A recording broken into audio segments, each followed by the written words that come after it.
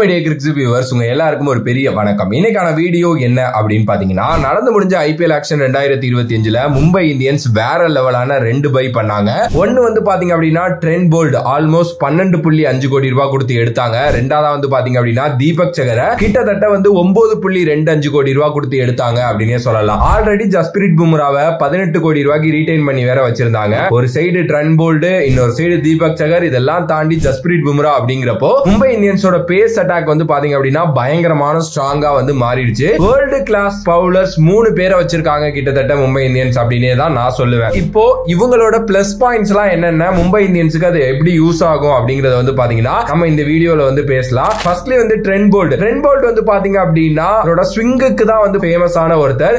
அவரால் பால வந்து பாத்தீங்க அப்படின்னா in swing and out swing வந்து பாத்தீங்க அப்படின்னா சேம் டைம் வந்து பண்ண முடியும். At the same time already Mumbai இந்தியன்ஸ்ல அவர் விளையாண்ட ஒரு பிளேயர் அண்ட் மும்பை இந்தியன்ஸ் சக்சஸ்ஃபுல்லா இருந்ததுக்கு இவரு ரொம்ப முக்கியமான ஒரு காரணம் அப்படின்னு நான் சொல்லுவேன். இவன் தான் ஒரு கீ பிளேயராவே வந்து அந்த கப் அடிச்ச அந்த 2020 காலகட்டத்தில் இருந்தாரு. இப்போ மும்பைல வாங்கடே மாதிரி ஒரு பிச்சஸ்ல கொண்டுட்டு வந்து நீங்க ஒரு சைடு ட்ரெண்ட் போல்ட அதுவும் அந்த பவர் பிளேல போட விட்டீங்க அப்படின்னா அவர் என்ன பண்ணுவாரு? ஆல்ரெடி ராஜஸ்தான்ல இருந்த போய் சரி, இல்ல மும்பை இந்தியன்ஸ்ல இருந்த போய் சரி, இல்ல நியூசிலாந்துக்கு ஆடுறப்பையும் சரி, ட்ரெமெண்டஸா விக்கெட் எடுத்துட்டு போயிருவாரு அந்த பவர் பிளேல. அது மேபி மறுபடியும் நடக்கிறதுக்கு நிறைய சான்சஸ் இருக்கு. அட் த சேம் டைம் நிறையவே எக்ஸ்பீரியன்ஸ் உள்ள ஒரு கேம்பைனர் தான் வந்து பாத்தீங்க அப்படின்னா ட்ரெண்ட் போல்ட் அப்படினே சொல்லலாம். இதெல்லாம் தாண்டி ஒரு left arm fast bowler, obviously வந்து ஒரு ரிலேபிளான அசெட்டா கண்டிப்பா மும்பை இந்தியன்ஸுக்கு இருப்பார் அப்படிங்கிறதுல மாற்று கருத்தே கிடையாது. அண்ட் அவரோட ஐபிஎல் ரெக்கார்ட்ஸும் ரொம்ப ப்ரூவனாவே இருக்கு. ஏன்னா லாஸ்ட் ஃபியூ இயர்ஸ்ல கிட்டத்தட்ட வந்து பயங்கரமா வந்து பண்ணிருக்காரு.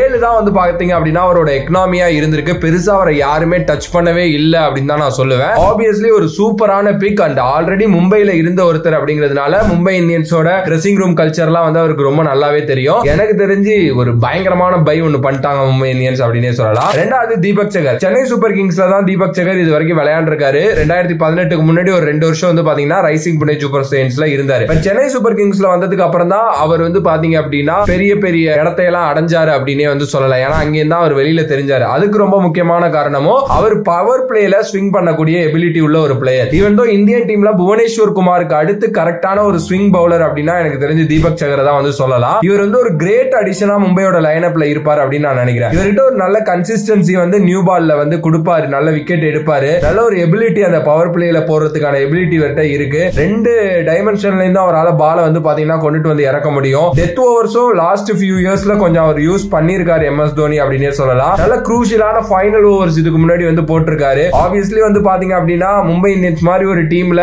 ஒரு சைடு பும்ரா ஒரு சைடு போல்ட் இருக்கிறப்போ இவரோட பிரஷர் கம்மியா தான் இருக்கும். சோ ஆப்வியஸ்லி அங்கேயும் அவர் நல்லா பண்ணுவார் அப்படிங்கிற ஒரு நம்பிக்கை இருக்கு. ஏன்னா வாங்கடே பிட்ச் இவருக்கு ஏத்த பிட்ச் அப்படின்னே வந்து சொல்லலாம். ஹோம்ல விளையாட போற 7 மேட்ச்லயுமே சம்திங் ஏதோ பண்ண போறாரு அப்படின்னு தான் நான் யோசிக்கிறேன். அடுத்தபடியா லாஸ்ட் பட் நாட் லீஸ்ட் அப்படின்னு சொல்லப்படுற Jasprit Bumrah one of the best bowler in the world அப்படின்னே சொல்லலாம். நீங்க பவர் பிளேல கொடுத்தாலும் போடுவாரு, டெத் ஓவர்ல கொடுத்தாலும் போடுவாரு. எனக்கு தெரிஞ்சு இந்த வாட்டி டெத் ஓவர்ஸ்ல அவரை நல்லாவே யூஸ் பண்ணிடுவாங்க அப்படின்னு நினைக்கிறேன். ஏன்னா மேல ஒரு தீபக் சகரும் அதுக்கப்புறம் ட்ரெண்ட் போல்ட் இருக்கிறப்போ கீழே இவரை வந்து நல்லா யூஸ் பண்ணிக்கலாம். மிடில்லையும் ஒரு ஓவர் தள்ளலாம். ஆப்வியஸ்லி நிறைய பேட்டர்ஸோட நைட் மேரா இவர் வந்து இப்ப இருந்துகிட்டு இருக்காருங்க. நிறைய பெரிய பெரிய பேட்டர்ஸ் என்ன சொல்றாங்க அப்படின்னா இவர் எப்படி ஆடுறது அப்படின்னே தெரியல அப்படிங்கிற மாதிரி வந்து சொல்றாங்க. ஸ்விங்கிங் கண்டிஷனா இருக்கட்டும், நார்மலான கண்டிஷனா இருக்கட்டும், இல்ல ஸ்பின் ஃப்ரெண்ட்லி பிச்சஸா இருக்கட்டும், ஆனா இவர் விக்கெட் எடுப்பாரு. பின் பிச்சஸ்லயே தலைவனுக்கு நல்லா எடுக்கும். அந்த மாதிரி ஒரு பிளேயர் அவரு. செம்மையான ஸ்கில் வச்சிருக்கக்கூடிய ஒரு பிளேயர் அப்படின்னே நான் சொல்லுவேன். அதனாலதான் 18 கோடி ரூபாய் கொடுத்து ரீடைன் பண்ணிருக்காங்க. ரீசன்ட் டைம்ஸ்ல வந்து பாத்தீங்கன்னா நெக்ரா கூட சொல்லியிருந்தாரு, ஜஸ்பிரீத் பும்ரா மாதிரி ஒரு ஆள் வந்து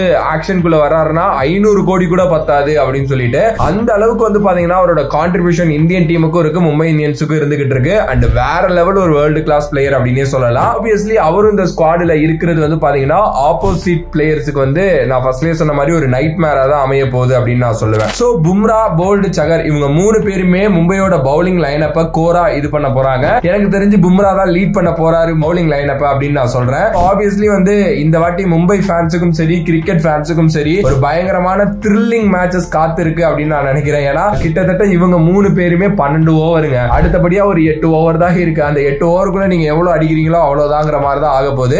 இதுல இருக்கிற ஒரு சில சின்ன மைனஸ் அப்படின்னு பாத்தீங்கன்னா தீபக் சகர் ஒரு இன்ஜூரி ப்ரோன் பிளேயர். ஆப்வியஸ்லி ஒரு ஃபுல் சீசன் அவர் விளையாடிட்டார் அப்படின்னா அதுவே பெரிய விஷயம். அது கொஞ்சம் பார்க்க வேண்டியதா இருக்கட்டும். ரீசன்ட் டைம்ஸ்ல பும்ராவோட ஒர்க் இதுவுமே பயங்கரமா இருக்கு அப்படிங்கிறதுனால ஆப்வியஸ்லி அவர் மேலேயும் கொஞ்சம் கன்சர்ன் இருக்கு. ட்ரெண்ட் போல்ட் பெருசா கிரிக்கெட் ஆடுறது இல்ல, ஸ்ட்ரைட்டா இது மாதிரி பிரான்சைஸ் கிரிக்கெட் தான் ஆடிட்டு இருக்காரு. சோ அவருக்கும் கொஞ்சம் வந்து பாத்தீங்க அப்படின்னா கன்சர்ன் சான்சஸ் இருக்கு. ஒன்னு பயங்கரமா பண்ணிடுவாங்க, இல்லனா தரமட்டமா அடி வாங்கிடுவாங்க. ரெண்டுல ஏதோ ஒன்னு தான் நடக்க போகுது. பாப்போம், வெயிட் பண்ணி. அண்ட் உங்களோட கருத்து இத பத்தி என்ன அப்படின்ட்டு மறக்காம கமெண்ட் பாக்ஸ்ல கமெண்ட் பண்ணுங்க. நீங்க எந்த அளவுக்கு இந்த ஃபேஸ் ட்ரியோ பாக்குறதுக்கு வெயிட் பண்றீங்க அப்படின்னு சொல்லிட்டு மறக்காம கமெண்ட் பாக்ஸ்ல கமெண்ட் பண்ணுங்க. If you like the video, please like, share and subscribe to நம்மளோட கிரிக்ஸிப் சேனல்.